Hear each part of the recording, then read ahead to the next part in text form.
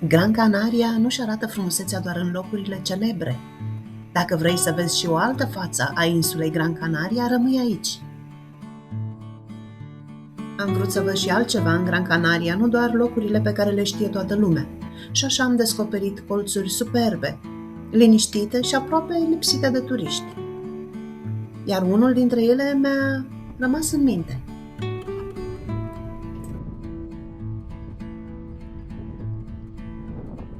În clipul de astăzi, vă luăm cu noi prin 10 locuri din Gran Canaria pe care mulți turiști le ratează.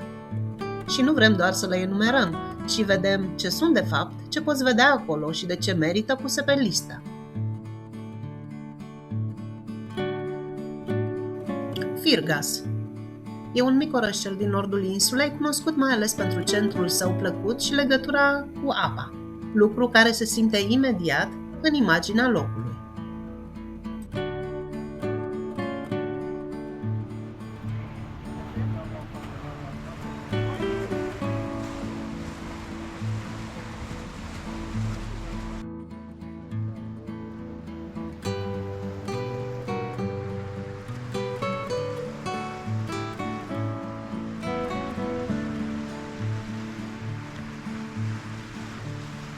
Nu e genul de loc care apare primul în toate topurile turistice și exact de asta am ales să-l includ în acest clip. Dacă v-au atras atenția aceste imagini, găsiți un clip pe canalul nostru dedicat acestui loc și veți afla mai multe despre el. Vă las și un link în descriere.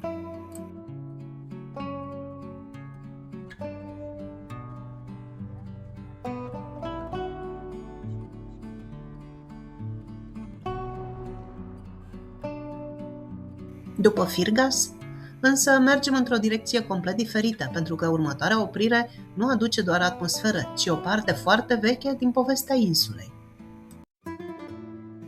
Cenobio de Valerón.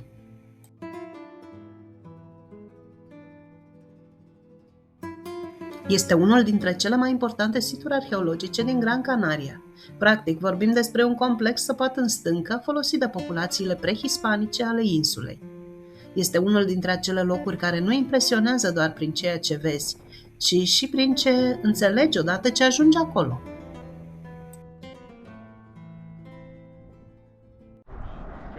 Erau adăposturi aici, da, și făceau un fel de căsuțe, cum e la Matera, în Puglia.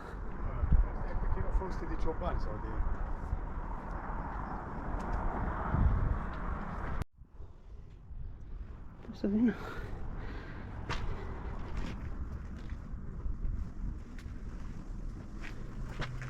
Uite, acolo e o deschizătură mică.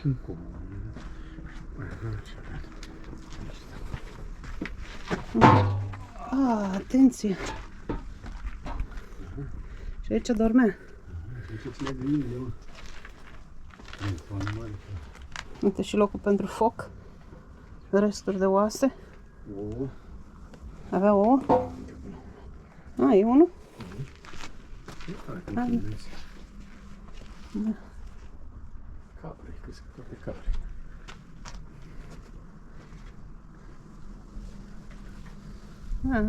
Sunt asemănătoare cu cele de la Matera. La prima vedere pare să fie o fortăreață săpată de timp, dar adevărul este și mai fascinant. Acest loc nu a fost nici mănăstire, nici fortăreață, ci un uriaș grânar colectiv folosit de vechii locuitori ai insulei și construit în urmă cu peste 800 de ani. Săpată în peretele vulcanic, în sute de cavități, aici erau păstrate cereale și alte provizii esențiale pentru supraviețuire. Privind acest labirint suspendat deasupra văii, înțelegi cât de avansată era această civilizație în urmă cu circa 1000 de ani. Draco. A fost plantată? Aceștia doi au fost plantați în 1974. Celălalt e viu. Da. Asta e mort. Dar vezi că e gol? E gol, da. El are multă apă, ăsta e magazie de apă. Dacă primește și alții. Să știi cum e. Și lumea e. Uite cum și-au scris numele pe planta asta.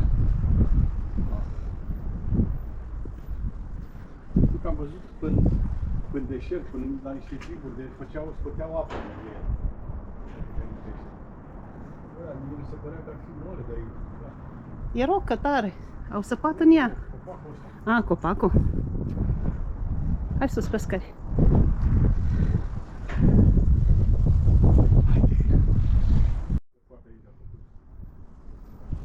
Uite, aici se vede bine.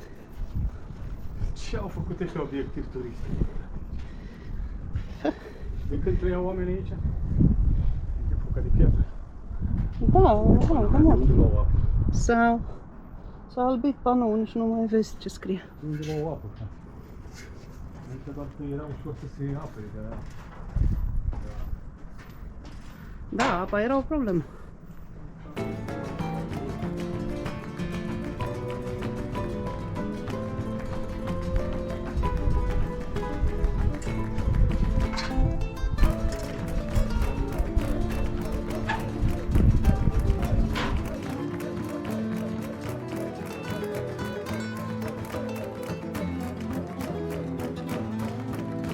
De ce merită vizitat? Pentru că îți schimbă puțin perspectiva asupra insulei. Gran Canaria nu mai apare doar ca destinație de vacanță, ci ca un loc cu un trecut real, complex și mult mai vechi decât imaginea ei modernă.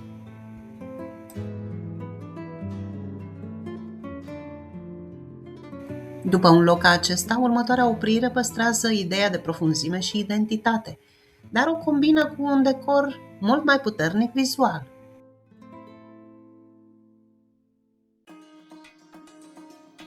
Agüimes este unul dintre cele mai frumoase orașe istorice din estul Gran Canariei și genul de loc care are un caracter de la primul contact. Nu e celebru în aceeași măsură ca marile zone turistice ale insulei, dar tocmai asta îl face interesant de descoperit. Ce vezi aici? Un centru vechi, foarte plăcut, cu străzi îngrijite, clădiri tradiționale, piețe mici și multă coerență vizuală. La carnaval, mă! Sunt gătiți de carnaval, dar era cam mare sacou. Ale 5 N-am prins carnavalul aici. În fin, weekend. Îl vedem în Las Palmas.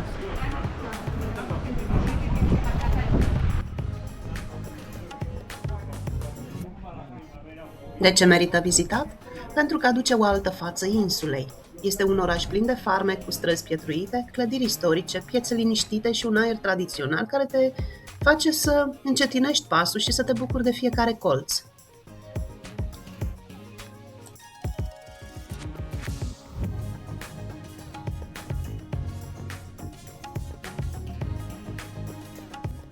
Sculpturile de pe străzi, arhitectura canariană și atmosfera relaxată transformă plimbarea într-o experiență simplă, dar memorabilă.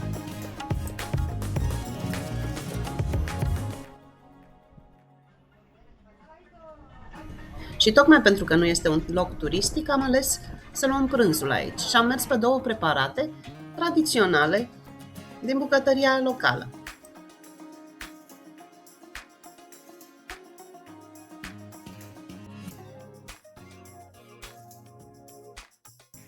Tocăniță din cărniță de capră și porcul negru.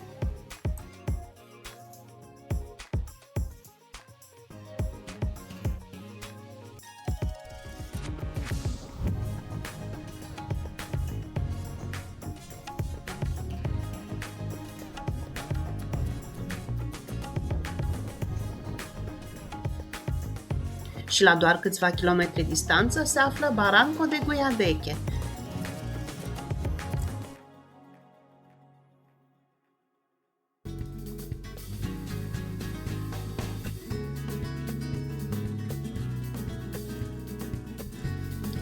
Este una dintre cele mai spectaculoase văi din Gran Canaria și locul unde oamenii și-au construit case săpate în stâncă.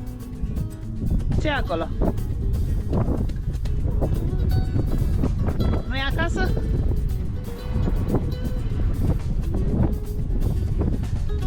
Poate ne bântuie fantoma aborigenului. Da, cum s-a scurs și au săpat în lavă, au făcut pereți ăștia. Dar mă rog, în roca întărită după lavă. Uite, sus este ca un cerc și crește o plântuță.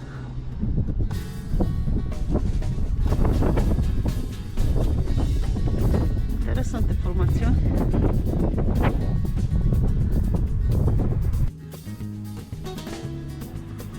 Tot aici este și un muzeu și vizitându-l îți schimbi complet felul în care privești locul și ce vezi în jurul tău. Pentru că înainte să urci mai adânc în vale și să admiri peisajul spectaculos, aici înțelegi ce face acest colț de Gran Canaria atât de special. Este incredibil de bogat în istorie, cultură și memorie. E centru de interpretare dedicat siturilor arheologice din zonă și explică atât trecutul vechilor locuitori ai insulei, cât și particularitățile naturale ale acestui peisaj. Să vezi. Vino să vezi țoalele lui bunica. Uite, au creștere exact ca la noi.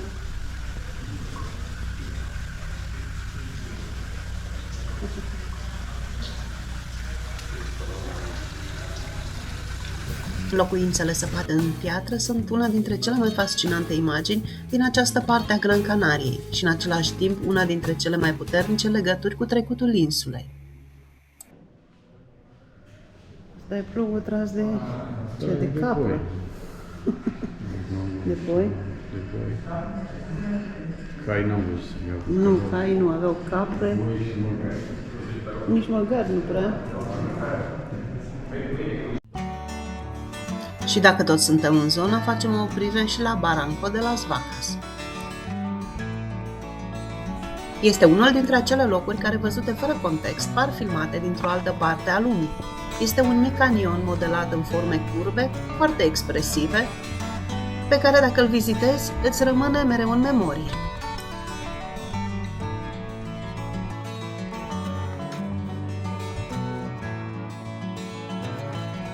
Dacă vrei să vii aici, e bine să știi că locurile de parcare sunt puține, așa că ar trebui să vii dimineața de vreme. Accesul spre canion este pe un drum pietros și neregulat și o mare parte a drumului este incomodă și destul de îngustă. Ar trebui să ai încălțăminte sport sau de drumeție ușoară, confortabilă.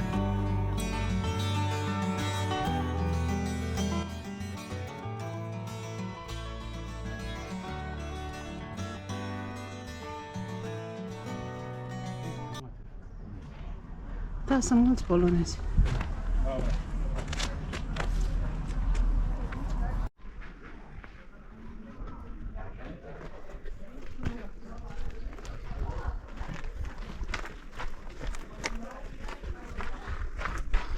Ce-mi face omul pentru o poză? Aha, aici. Nu e aici.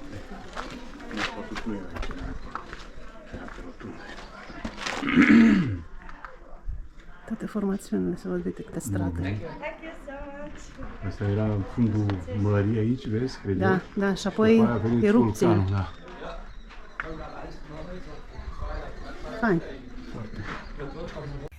Barranco de las Vacas s-a format în timp, atunci când torenții de apă au erodat straturile de tuf vulcanic și au sculptat pereții în formele acestea spectaculoase. Rezultatul este un mic canion cu un aspect aproape ireal, modelat exclusiv de forțele naturii. Interesant de știut e că nu e o idee bună să vizitezi acest loc dacă plouă, chiar dacă în Gran Canaria plouă foarte rar. Torenții de apă devin periculoși.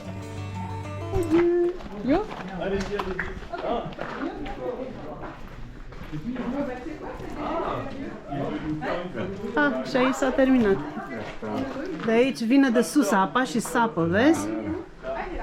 Și formează canionul ăsta.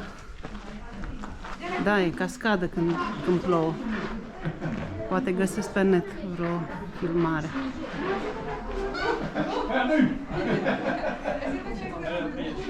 Foarte fain. A meritat toți banii. A meritat toți banii, așa, tot efortul. Dar trebuie să nu vii cu papuci, cum erau aia săraci. Cred că să plângă de seară.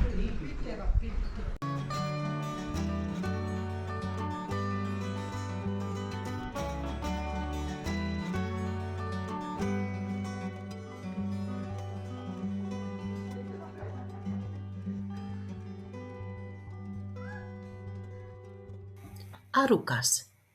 Acest oraș se află în nordul insulei și are o prezență foarte clară, tocmai pentru că nu seamănă cu locurile de pe coastă, pe care le asociază majoritatea cu Gran Canaria.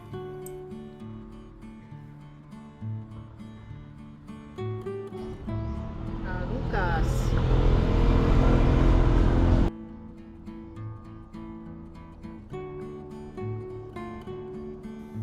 Ce vezi aici? În primul rând un oraș cu atmosferă și cu o imagine urbană foarte bine conturată.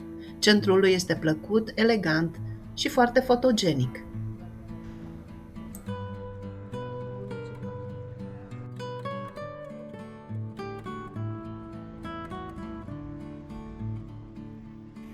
Principalul reper vizual este fără îndoială biserica impunătoare care domină orașul și care dă foarte multă identitate locului.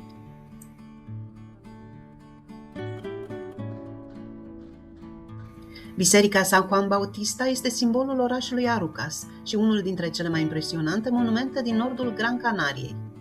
E construită în stil neogotic, din piatră de Arucas, sculptată de meșteri locali și, deși mulți îi spun catedrala din Arucas, tehnic ea nu este o catedrală. Arucas se află la doar 12 km distanță de Las Palmas, la o altitudine de 600 de metri. Și de aici priveliștea se deschide surprinzătoare. La marginea centrului vechi se află Jardin de la Marchesa, un loc care pare desprins dintr-o altă lume. E o grădină care a început să fie amenajată în jurul anului 1880 și adăpostește astăzi peste 2500 de plante din aproximativ 400 de specii tropicale și subtropicale. Asta înseamnă că după ce explorezi un centru istoric plin de personalitate, poți ajunge foarte repede într-un spațiu verde, exotic, aproape cinematic.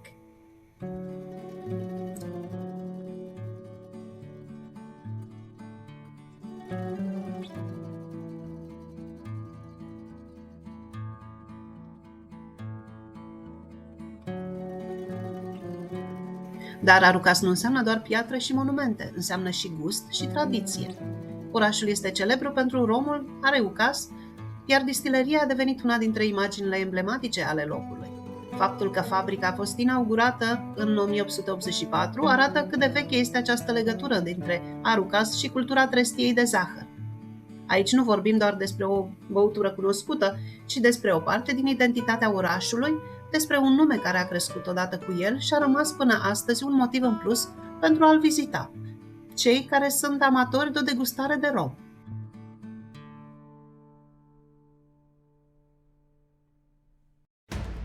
Los Azulejos este una dintre cele mai aparte formațiuni geologice din Gran Canaria. Vorbim despre o zonă de rocă vulcanică impregnată cu diverse minerale, astfel încât muntele apare în nuanțe variate, cu tonuri care par în anumite momente ale zilei ca pictate de mâna omului.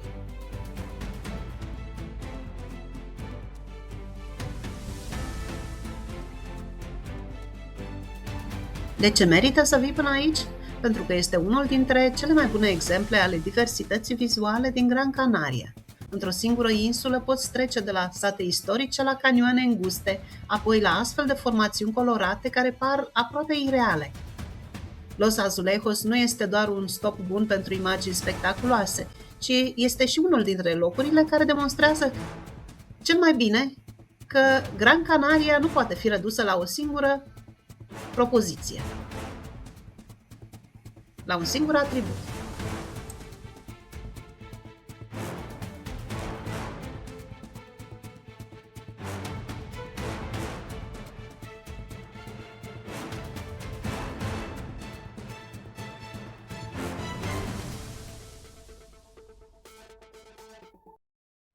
Agaete este unul dintre locurile care reușesc să combine foarte multe lucruri faine într-un singur loc.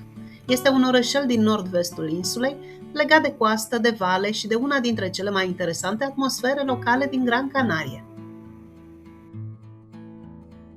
Ca detaliu interesant, în Valea Agaete există tradiția cultivării cafelei, promovată oficial ca unică în Europa, o raritate care îi dă și mai multă personalitate.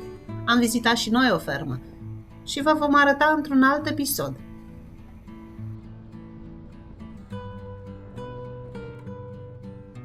În zilele senine, De aici se poate vedea vulcanul Teide din Tenerife, ceea ce dă locului un vibe și mai spectaculos.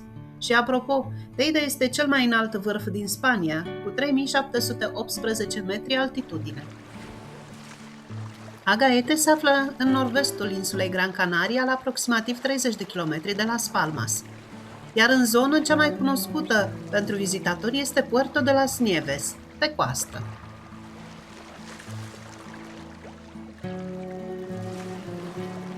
Agaete mai are ceva special, Las Salinas, piscinele naturale.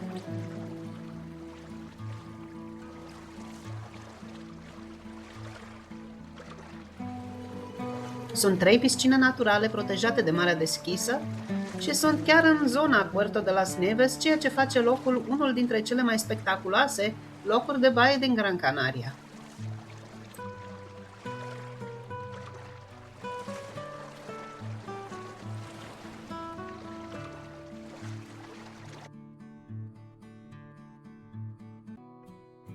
El Balcón este unul dintre cele mai impresionante puncte panoramice de pe coasta vestică a Gran Canariei și este genul de loc unde peisajul este cel care face toți banii, mai ales că e gratis. Ce vezi aici? O coastă abruptă, dramatică, foarte diferită de imaginea clasică de vacanță asociată cu insula Gran Canaria. Vezi oceanul într-o relație mult mai brutală cu relieful, vezi faleze, vezi scara reală a acestei părți a insulei și simți imediat că ai ajuns într-o zonă unde natura domină totul.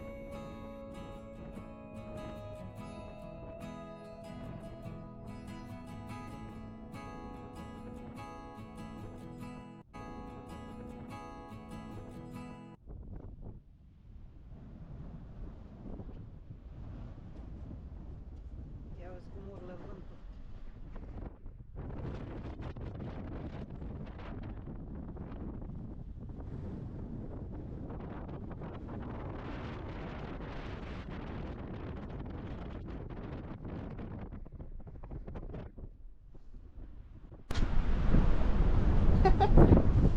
Ai văzut cum îmi sufla camera? De ce merită vizitat? Pentru că este unul dintre acele locuri care îți schimbă complet percepția. Dacă până aici ai văzut sate, orașe, văi, formațiuni spectaculoase, El Balcón îți arată Gran Canaria la altă scară și îți arată partea ei aspră, mai dramatică și mai puțin previzibilă. Și e unul dintre locurile care îți dau cea mai multă satisfacție vizuală în Gran Canaria. Și în același timp, El Balcón ne pregătește pentru următorul loc. Pentru că dacă vezi această coastă, următorul loc pare concluzia firească a întregului traseu. La Aldea. Acesta este unul dintre locurile care reprezintă foarte bine ideea acestui clip. Nu pentru că ar fi cel mai celebru sau cel mai spectaculos, în mod evident, ci pentru că reușește să arate o altă versiune a insulei Gran Canaria, una mai retrasă, mai puțin expusă turismului și tocmai de aceea foarte interesantă.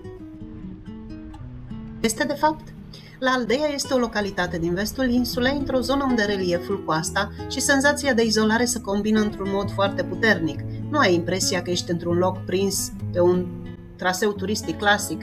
Ai mai degrabă impresia că ai ajuns într-o parte a insulei care și-a păstrat foarte bine ritmul și identitatea.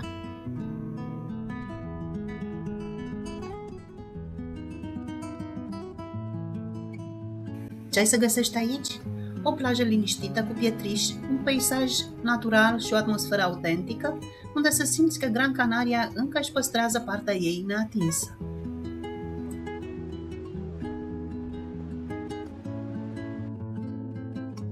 La Aldea merită vizitată la apus pentru că aici totul se schimbă. Lumina devine mai caldă, oceanul capătă reflexii aurii, iar plaja are o liniște pe care rar o găsești în Gran Canaria. E unul dintre acele locuri în care nu simți nevoia să faci nimic, doar să privești și să te bucuri de această insulă frumoasă. Aceste 10 locuri din Gran Canaria, cu siguranță, nu sunt cele mai cunoscute, dar tocmai asta le face special. Sunt locuri pe care mulți le ratează, deși merită descoperite. Locuri mai liniștite, mai autentice și de multe ori mai memorabile decât celebrele atracții de pe insulă.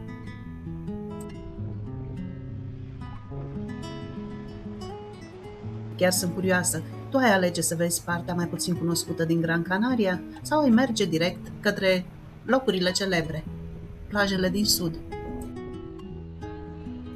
Spune-mi în comentarii, chiar sunt curioasă ce alegi. Și dacă ți-a plăcut acest clip sau ai aflat ceva nou, dă-ne un like. Pe tine nu te costă nimic, iar pe noi ne ajută enorm să continuăm să spunem aceste povești despre locuri speciale, mai puțin călcate de turismul de masă. Și dacă n-ai făcut-o deja, abonează-te. Activează notificările ca să nu ratezi următoarea călătorie. Iar dacă știi pe cineva interesat de astfel de locuri, trimite-i clipul nostru. Poate că îi vei face o bucurie și ne vei face și nouă. Până data viitoare, ai grijă de tine și nu uita, uneori cele mai frumoase locuri nu sunt cele despre care vorbește toată lumea. Sunt cele pe care le descoperi aproape întâmplător și te bucuri de ele. Mersi!